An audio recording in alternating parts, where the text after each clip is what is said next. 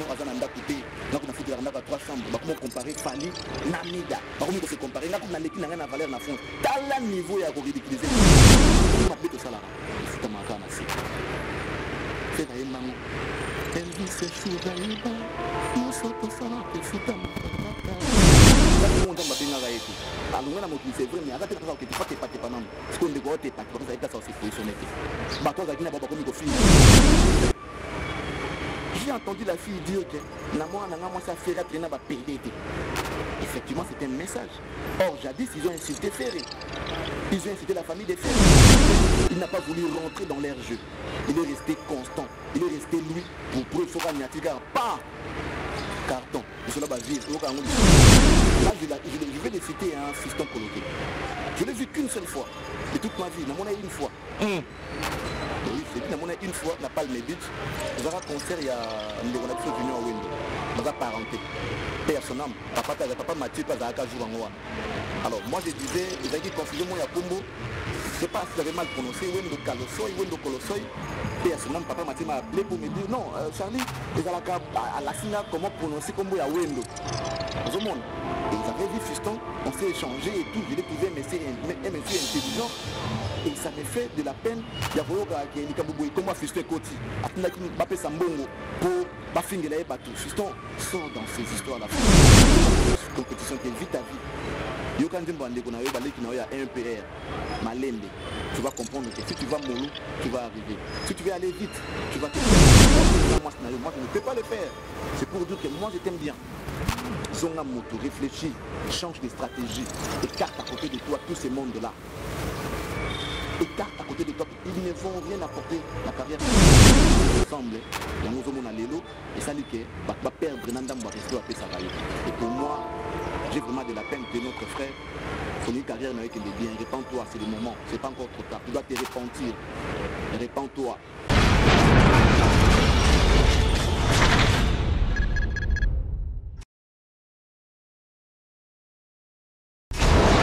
Hela, ma, on a écolo samona voilà, roga missile, naningina loba, oyekoya, heya. Mathieu Boncher face à Charlie Prince, donc Charlie Prince, notre journaliste préféré, au bateau Bélé Balingaka. Je suis là, toujours à l'India Congo Télévision, et pourquoi pas votre émission PC La Plus Plus, toujours présentée par Mathieu Boncher. L'actualité dominée par audio, to ba dire il y a Midala Taylor, oh les loyo après Batan et Belé, Bissonion Stoebi que Midala Taylor a défendu F victime. Mais Tolali Tolamuki, Midala Taylor a Tumba F victime. Nanenga Rosaranate, c'est le sujet qu'on va parler avec Charlie Prince et pourquoi pas le 7 novembre, Ferregola à Casino de Paris. Bientôt là, donc Maramtezo Kende bien, Nengi Zalarakaka. Mathieu Boncher, aujourd'hui encore avec notre journaliste Charlie Prince. Merci déjà à Youyou Kabouikou depuis Paris, Pascal Zotal Abisso. Merci à Alain Sokoto. Merci à La Joie. Amado Pitouna, femme très forte. Trésor Bozo, les mannequins les plus chers. Et pourquoi pas mon vieux Sam Kunku, le nécessaire. Il y a Aimé Kunku. Et il y a Gauthier Mascotte. Il y a Willy Moucheni, Kodamboka. Et sans oublier Champion Wadol. Charlie Prince, bonjour. Bonjour Mathieu. Bonjour André Zotal Abisso. J'espère que ils vont se retrouver à travers ce qu'on va dire. En tout cas, je crois que nous serons à la hauteur pour leur satisfaction. Voilà, Charlie Prince, Boni Jet Set, la préparation, il y a Casino de Paris et Gokende Boni. Non, mais tu ne peux pas du coup me demander Jet Set. C'est comme si j'étais ici en train de représenter directement Ferrego. Là, non, moi je parle de l'actualité. On va commenter l'actualité. On va parler de tout ce qu'il y a sur la toile. Étant analyste et étant journaliste, mais bon, je vais répondre à cette question. Jet Set, d'abord groupe Ferrego là, c'est pas Jet Set, c'est groupe Ferrego là, se porte très bien. Casino na bango s'est préparé bien, outaki des fois Guinée, beti bazongi, c'est ça bien, azana Kinshasa so procéder dans la répétition naie pour préparer le spectacle le 7 novembre. Voilà, bien. Voilà, mais le Lotomoni après 16 ans ou 15 ans comme ça, Ferrego là c'est lui. Ou rançon vidéo donc ou kamusi batu belé ba misus pe bazu perte parce que ba ke Ferrego la na ou rançon ba so la raté ba yo kana raté il peut pas faire ça mais aujourd'hui à Sali en tant que journaliste à Mboka il sali au bon Non, mais et le pour faire à Sali, on a encore le bâtiment qui va comme pire non, mais faire à regarder juste ce qui prime. C'est quoi ce qui prime? C'est les Congos. C'est les Congos. Ce jour-là, au Zénith, on a un artiste congolais qui s'est produit. Encore une fois, les drapeaux de la République sera hissé Likolo. Et ça, le coup Mouyamboka. Et ça, le coup la Léopard, ils ont bêta balle. Même chose à Moutamazembe, Moutoua Imana, Moutoua Nini, pour soutenir l'équipe Yamboka. Faire rigolo à regarder ce qu'on appelle la réalité. À tirer des côtés. Baïgo na bango, à tirer des côtés.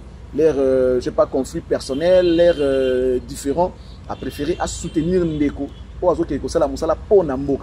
Lorsque déjà quelqu'un sort en dehors de nos frontières, ils ont représenté Kakaye mon côté, ils ont représenté Nabiso Bato Totikel Namboka. Donc ça veut dire c'est une affaire donc moi je pense que c'est comme ça que les artistes doivent commencer à réfléchir. Côté l'intérêt général. Côté de côté nos intérêts personnels, nos égos, de mettre ça de côté et voir plus les intérêts généraux. Et là, on dit que l'intérêt général, beaucoup de Mboka. Oui, rançon az artiste ou azo représenté Mboka na biso, az artiste autant azo qui ne libanda, ceux qui estiment baloba la RDC. Au monde, voilà, il y a de quoi que faire à soutenir. Tout le but est que le bon a faire à pas oui, c'est pas comme il a un problème. Tout le but est que bon a peut-être que non faire à faire non. On n'a pas besoin de voir, on a besoin de voir ça. Mais on ne peut pas les obliger de se remettre ensemble dans la place mon corps, partager l'orchestre mon corps, partager l'idée mon corps. Non, nous n'entendons pas certes, mais ils doivent regarder les intérêts généraux. C'est ce qui doit primer. Voilà, merci beaucoup Charlie Prince. Donc je suis avec lui. Avec lui, on va parler tout sauf rien. Et surtout Mathieu Bonché, toujours au milieu du village, sans polémique, sans parti pris, parce que Sam Koukouaïbi Marambo est bien. Nayuyu Kabouikou, Alain Sokoto et sans oublier Hervé Ndongo Vrenjiloa, Bruno c'est le mois d'Angilia Solo, Charlie Prince, Nanayo, en tant que Congolais, en tant que Imé, to Fandi, to côté internet, to Yoki ba audio, ya Mida la Taylor, Oyo Mida Lobby, Italika Kayemoko, mais Oyoka ba audio ya bon Charlie Prince, Yosa Imé, Toza ba Congolais. Pourquoi il comité à niveau, on a puis tango Yoki yango, et ça lui au bon. Ben, écoute Mathieu, ngai na okumisa nzambe. Na remercier nzambe parce que tant on a bané koloba, nga daleka muto za ko mona liboso. J'étais comme un prophète. Parce que tirer sonnette d'alarme. Parce que koloba ketali kambuelingi koya, ça dit les prophètes viennent pour annoncer ce qui va venir après. Dans za ko mona mabezo, na za ko mona danger o ezana na mu Congo ya ndeko. Parce que il y a un dicton qui dit qui tue par l'épée périra par l'épée. Moi, je vais encore rajouter pour dire que ceux qui construisent leur vie en détruisant celle des autres finiront par être rattrapés. C'est-à-dire quoi? Bato balinga bon sa vie na bango. Na koboma oya baninga. Ça dit ya lingi vie na ezala bien na soboma ya baninga. Bato bazwa toujours makama. Bazalaka toujours na makambo landaka bango bilaki be landaka bango kaka ti omona ka suka nango elo mo mabe sa na vie ne bato comprendre que ezaki ne ye mutu mabe. C'est comme ça que Fali il est. Il fallait faire attention. Il y a un danger qui se prépare. Tu seras mordu par ton propre serpent. Mais tout ce que moi j'ai dit, écoute Fali, tout passe aux métiers à Yomo pour quand tu vis la compétition. Non, vis la compétition. C'est clair. Tout passe au yar métier à Kanamutu naye, à la danger. Même si c'est parce que quand tu vis la compétition. Tu n'es pas en compétition avec les gens à propos de ta vie. Non, tu fais ta vie, vis ta vie. Kofi Aloba, il ne faut pas confondre rêver sa vie et vivre ses rêves. Il fallait encore en train de rêver sa vie. Il rêve encore avoir de grandes choses. Ce qu'il n'a pas. Il n'a pas. Avant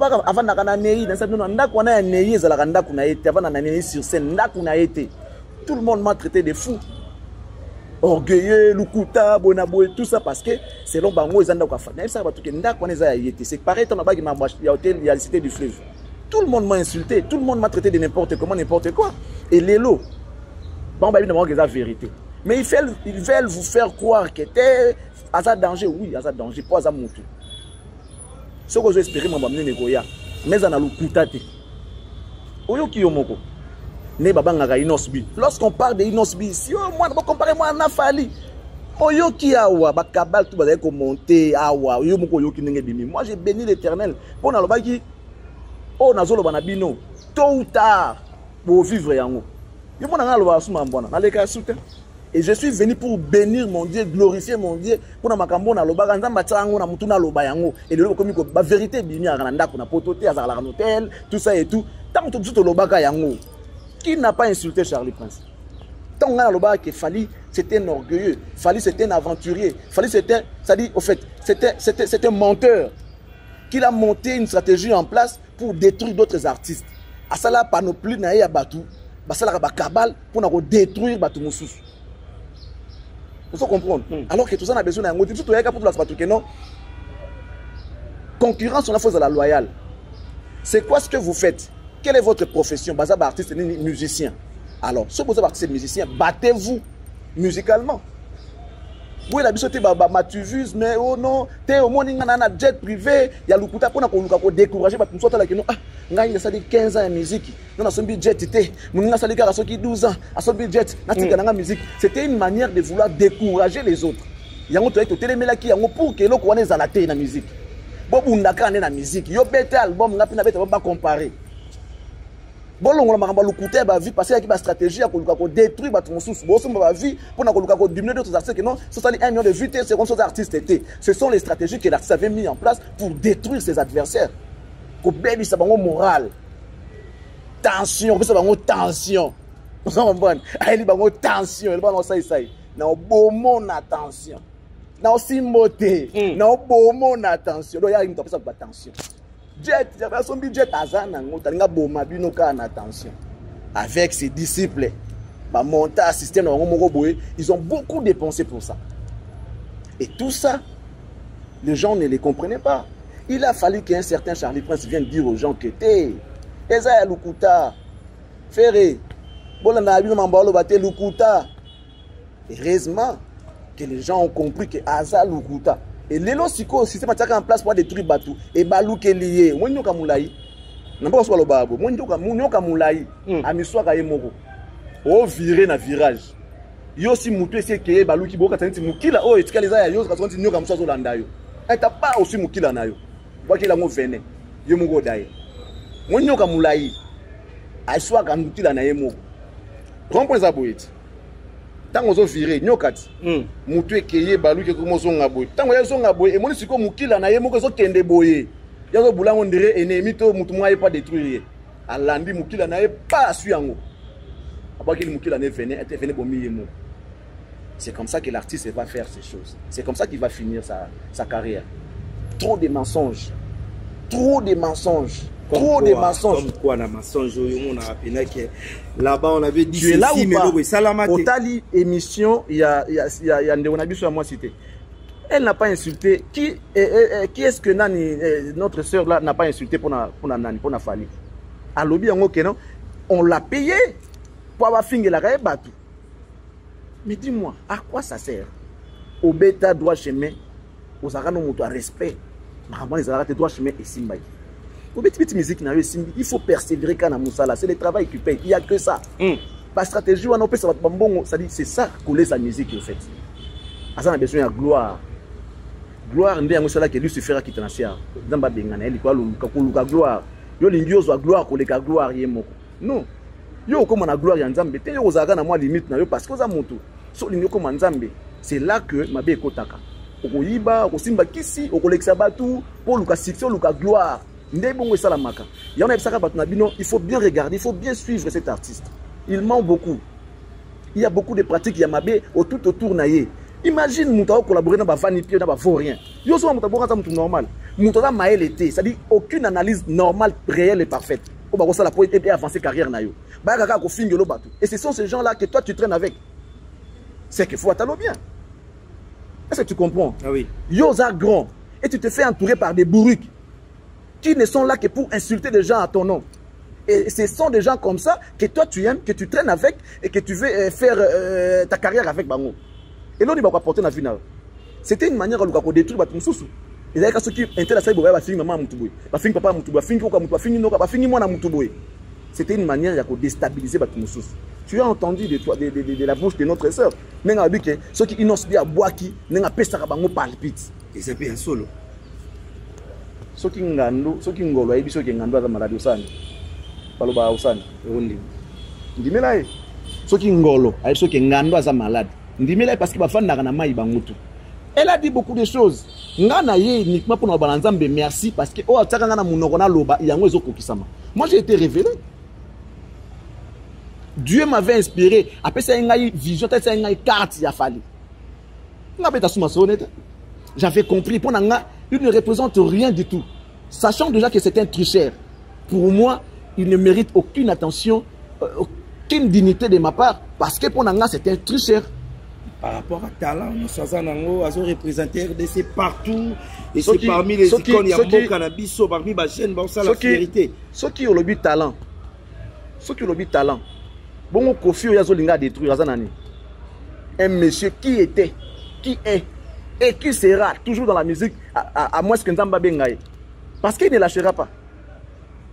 Un homme de 60 et quelques années déjà, la vivre sur terre, ça toujours dans la casse, dynamisme, intelligence, ça la musique, au Bamba Olembana. Il est toujours là. Sur le talent. C'est quoi la comparaison de. Si tu veux parler de talent, comparer talent à talent, on va classer dans la 40e position. En termes de talent, vous classez Falina Congo dans la 40e position. Vous les journalistes répondez à cette question. Ce qui est caca pour le talent. S'il n'y a que le talent qui compte, bon classé dans la 40e position. Est-ce que vous avez king? Est-ce que vous avez un number 1 numéro 1? Vous avez Aza sûr na ba pratique na ye atia en place.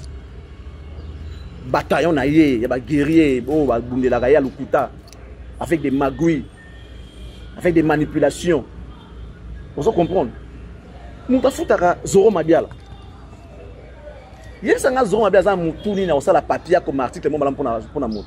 Si ce n'est que zo ba bêtise d'un ko publier yango. Les Zoro Mabiala là. Je n'ai rien contre bandeko mso ça la fali misala. Émission penda ya kofinga ba bazwi yango ba bio intel allergie Charlie Prince muto ayeka po ando finga ti asilisi ba bi que non allergie Charlie Prince tandis que Charlie Prince muto zo réfléchir na banalise na ye asa muto zo mettre en garde bandeko que non ndeko tala danger zoya ndeko tika lokuta ndeko lolende bomaka ndeko makambo sale koko ba lukela yo. C'est lui qui construit sa vie en détruisant celle des autres finira par être rattrapé. Pour comme il y a un moment où il y a rattrapage. Oh, Salaki, Yango, il faut bouka. Qui tue par l'épée, périra par l'épée. Ogobuka. Et là, maintenant, on est en train de voir des réalisations. Tu as tué par l'épée et tu vas périr par l'épée. Tu péris déjà par l'épée. Moi, sinon, comme le roi, tout le monde peut se permettre d'insulter ta femme. C'est parce que, au sein qu'il y a Kopana Bandoki. Il doit subir. Il y a un moment qui est ndeko. N'est-ce pas que nous avons siko. Ndeko komi aotelengana. Yaloga muto abomaki akufi na liwa na été. Moli muno ete patepa na mokili na ezu place à revendre te. Ata salle de babenga ngoni séjour de mort. Akota te pourtant na ina ekoka gite. Abomaki avant. Siko eza moment nzamba benga été. Alonga na mokili c'est vrai mais ata pena ça okete faut te patepa nando. Siko ndeko te patepa parce que place à se positionner te. Bato azaki na baba komi ko finga ye moko. To mona o ya moi ça soki moi ça babia. Super son âme mon ami babia. O azaka moi ça babia na afinga pe. Afinga na maman moi na afinga bango. To mona ba finga ça dit tala niveau bato amuta komi ridicule. Toi tu as voulu ridiculiser les autres. Et là maintenant tu es ridicule, tu es plus ridicule que même ceux-là que tu as voulu ridiculiser. J'ai entendu la fille dire que na moi ça fait traîner na ba PDT. Effectivement, c'est un message. Or jadis ils ont insulté Ferré. Ils ont incité la famille de Ferré. Ils ont manipulé l'enfant de Ferré pour Moussoussou. Parce que là, il y a une stratégie qui est en place pour Oluka, pour détruire l'artiste Moussoussou. Qu'est-ce qu'ils n'ont pas dit pour Inosbi? Bah, il est là, au Rwandais, pour déstabiliser les jeunes leaders, les tigres. Mais solide qu'il est, stratège qu'il est, intelligent qu'il est, il n'a pas voulu rentrer dans leur jeu. Il est resté constant. Il est resté lui pour preuve Sora Nyatika. Pan! Carton. Cela va vivre. Au Gango du Sous. Va vu. Pas beau tout là, c'est que ça va vu. Ils n'ont pas kanga. Succès à net, ils n'ont pas kanga. Soit tu as ta photo boy. À peine, au moins la boy. Baka. Or, il y a babi que non, ils ont qu'à faire la photo et ça la buzz. Le c'est la seule côté. C'est parce que Makambo y a ça là qui bat et comme il kozonge là et il doit subir. Mais moi je regrette un frère que j'ai trouvé intelligent. Là je vais le citer, un fiston coloqué. Je l'ai vu qu'une seule fois. De toute ma vie, dans mon avis une fois. Mais oui, je t'ai dit, une fois, na Palme Beach, ils ont un concert, il y a un junior Wendo. Ils ont parenté. Paix à son âme. Papa Mathieu, pas à jour en Ouana. Alors, moi je disais, ils avaient confusion, moi, il y a combo. Je ne sais pas si j'avais mal prononcé, Wendo Kalosoy, Wendo Kolosoy. Paix à son âme, papa Mathieu m'a appelé pour me dire, non, Charlie, ils ont à la Singa, comment prononcer combo, il y a Wendo. Au monde. Et j'avais vu Fiston, on s'est échangé et tout, je l'ai trouvé un monsieur intelligent. Et ça me fait de la peine. Il y a des gens qui ont Fiston Koti. Il y a des gens qui ont pour pas finir les bateaux. Fiston sort dans ces histoires-là, frère. Tu es un monsieur que je respecte, un monsieur très intelligent. J'ai parlé avec toi qu'une seule fois. J'avais senti que tu as un niveau d'intelligence un peu plus élevé. Alors, il faut Luka, pour la Sande Konzela Malam. Pour la Sande Koke, vie à une compétition. Moutou pas sur métier, ils aillent moko dans métier yango parce que quand ça que vie à compétition. Non, vie à compétition, tu vis ta vie. Yo quand ndimbo ndeko na yo baleki na yo ya 1 PR, malembe. Tu vas comprendre que si tu vas mollo, tu vas arriver. Si tu veux aller vite, tu vas te perdre, frère. N'a pas ça aucun conseil. Moi je n'ai rien contre toi. Tu as la sikoyo. Ngai écoute dans le bélaron la vérité, n'a pas ça aucun conseil. Dans ce cas là pour fingoter. Les gens que tu as mis ta confiance en eux. Moi je ne peux pas le faire. C'est pour dire que moi je t'aime bien. Zonga moto, réfléchis, change de stratégie. Écarte à côté de toi tous ces mondes-là. Écarte à côté de toi. Ils ne vont rien apporter dans la carrière. Si vous pèsez dans le travail, vous pèsez dans le salaire, vous respectez. Arrête d'inventer les choses. On a sali bou, na zana boué, so zana moté kolobate. Vous comprenez? À tort, c'est lui qui a dit qu'il sait alors qu'il ne sait rien. C'est lui qui a dit qu'il sait, n'a pas tort. Celui qui a dit qu'il ne sait pas n'a pas tort non plus. À tort seulement, c'est lui qui dit qu'il sait alors qu'il ne sait rien. C'est lui qui a dit que j'ai, n'a pas tort. S'il en a. C'est lui qui a dit que je n'ai pas, n'a pas tort. À tort, c'est lui qui dit que j'ai alors qu'il n'a pas. Alors il faut arrêter avec ces mensonges. Tout le monde a commis comment au respect. Nous tout ça sous un respect parce que tu as comploté avec Bango Bolinga qui boule ensemble. Bolinga qui boule ensemble. Il y a un homme et ça dit que va perdre Nandam va rester à Pesagayo. Et pour moi, j'ai vraiment de la peine. Tu es notre frère. Ton une carrière n'a qu'un des biens. Répands-toi, c'est le moment. C'est pas encore trop tard. Tu dois te repentir. Répands-toi. Sincèrement, tu dois te répandre. Trop de messages à ton nom. Moukanzambe, Salabouy, c'est vrai. Tu as fait beaucoup de mal aux gens. Pas directement, mais tu as utilisé des gens pour faire beaucoup de mal aux gens. Talakara, Niki, Mosnayo, Bafuta, Nani, oh, poto Nani, oh, Tolobila, Nani, Mida, Mbongo, 500 €, 500 $, Bafpo, Afinga, Niki. Est-ce que c'est vraiment réfléchi? Est-ce qu'ils ont réfléchi? Bafuta, Mida, Mbongo, Afinga, la mère des enfants de l'artiste. Il n'y a pas de papembe, il faut les virer. Tu dois les virer. Pas plus au conseil à bien. Comment on doit faire ça au conseil? Maman a mon anayo. Ce que dit moi c'est mon sous de l'eau. Maman a beauté dans mon même si vous avez des différends avec elle. Yo continue à monter au foot pour qu'il ne finga. Qu'est-ce qui te manque de prendre ton téléphone de l'appeler? Ndeko, maman na bana. Boni, ça va. Qu'est-ce que j'entends sur internet? Non mais tu dois arrêter. Qu'est-ce que tu veux? Tu veux quoi? Mes enfants vont bien, bout et stylé. À lui place, ils ont commencé à monter ma eau et à maman n'a pas nanayo, pourquoi tu vas faire ça? Tu vas engager des gens pour faire pourquoi? Et les enfants là, tu vas et tu es en train de mourir ta carrière toi-même. Ndokiate,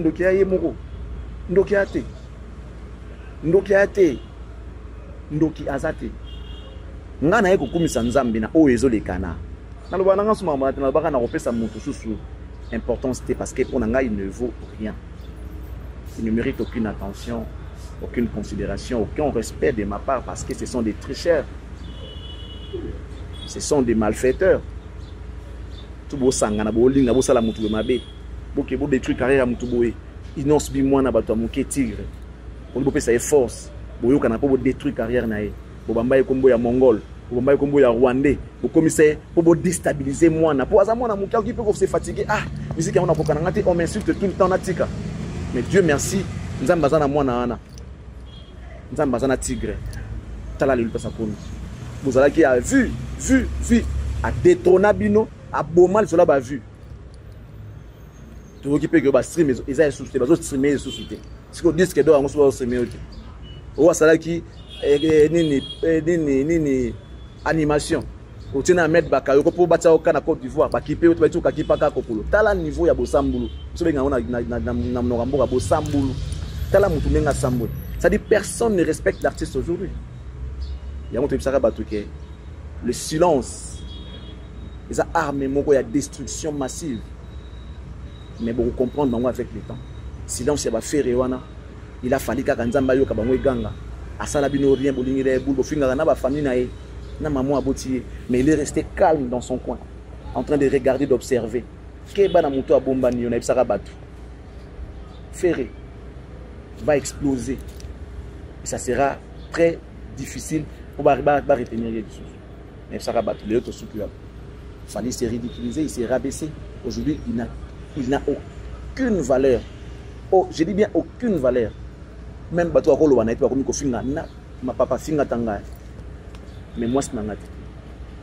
finga atangai moi c'est na komi ono azana nda côté na kuna futi nda 3 chambres ba comment comparer Fali Namida ba comment se comparer nga kuna leki na valeur na fond tala niveau ya ko ridiculiser mutu tala niveau ya ko rabaisser mutu Mida qui se permet de dire que ngai kutu na nda 3 chambres na ezana nda ko ba HLM mais 3 chambres il y a nda côté moi ça va vidéo à place moi salité boy au moins ma bête au salara futa makana si faire yembango Elvis Sugar yeba nyoso to sala ke futa makaka ose bana ba innocent ba komi ba victime ya séparation ya ngai na yo aloba o to sala ka futa makana si oko futa na ebiso suke mutu passe au métier yo moko pozo kanta ke vie eza compétition te malembe. Voilà, mesdames et messieurs, on est arrivé presque à la fin. C'était Charlie Prince face à Mathieu Boncher. Merci beaucoup à DG Jolie Ilunga, Fondation Itike, Azota Labisso, respect beaucoup à Yagotier Mascot, Yawili Pensiele, Couple Cashmani, respect à vous et merci aussi à notre papa donc qui est M. Jean-Marie Lukula, Simoté Maya, Maman Pasteur, à date du ciel. Hein, Maman Pasteur Bambote Belé, Moutemaya, Jean-Marie Lukula, merci à la joie Amado Pichuna, Anita Apula Maman Sociale, Lili Mapessa, merci à Ange Mapessa et pourquoi pas Bibi Mapessa Maboko Bank. On se retrouve la semaine prochaine, mes messages à Soukana Bafan Tour Batalio. Naibik Olobi Fali pour passer un trichesse. Azamutumabe Atabola, Mokope Yamutumalo Bakati. Bola le fait qu'il est congolais, c'est un artiste, des fois on écoute ses chansons. Il était sur la bonne voie, mais il s'est perdu lui-même.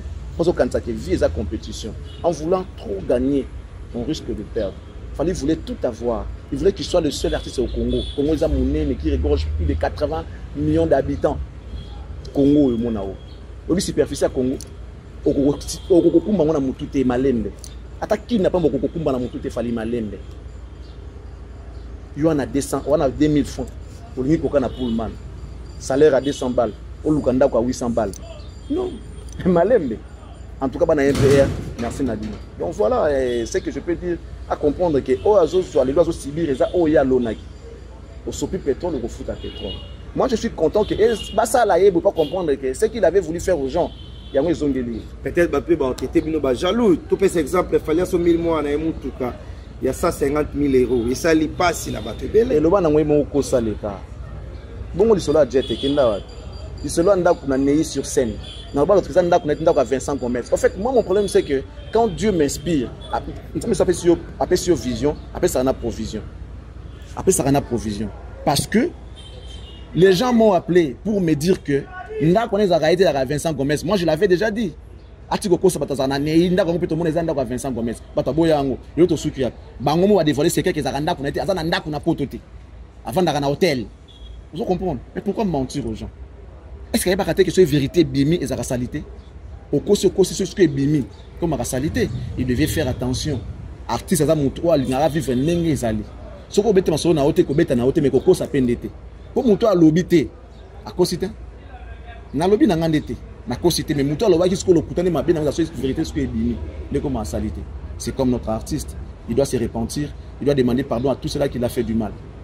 babloko to monta pour na bato en tout cas faut senga nango pardon pas non plus bato na yo engagé futa parce que vous comprenez ce que futa ka bango ya futa ka bato te futa ka biso te boyoki ba futa 1500 oza oya pour afinga nani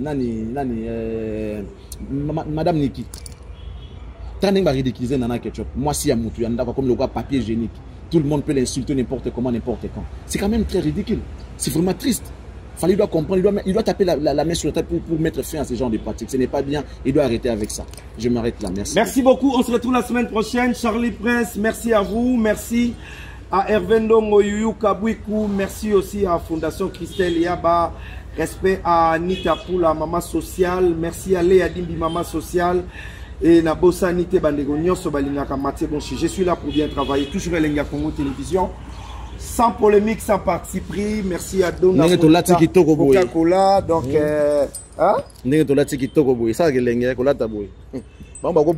Casino de Paris aux ala. On se retrouve la semaine prochaine. Merci beaucoup, mesdames et messieurs. À la prochaine. Bye.